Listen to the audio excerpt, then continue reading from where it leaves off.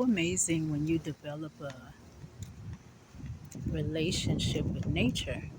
So I was just standing out here not too long ago, and usually when I come outside, the animals come and I told the ducks, I don't have food, I'm coming back. And look, I told them to sit down and wait. Now, mind you, I was speaking Creole, and I told them to sit down and wait. And look at them, they're sitting here waiting. I'm throwing food for them, and they're moving because I told them to hold on. Amazing. So they're eating.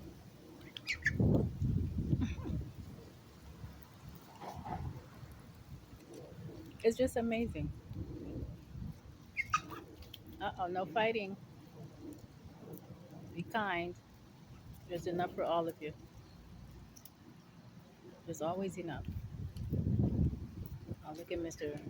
Iguana back there. And here comes more with the little chitlins. Look at this. Oh my God. Look at them. Come. I'm not going to get near them because if you get near the little chicklings, the ducks will attack. So what I'm going to do, I'm going to throw some over there towards them.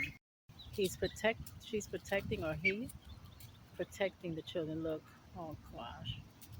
I just threw some more so the little chicklings can get food. Look at that. Amazing. Amazing. Love it.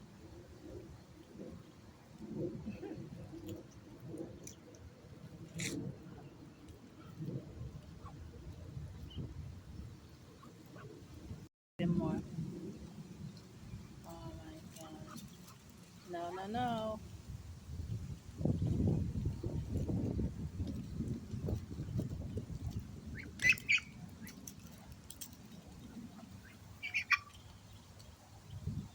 Very protective of their children.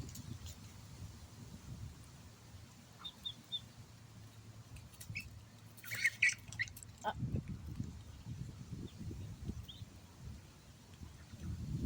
now they're fussing at them.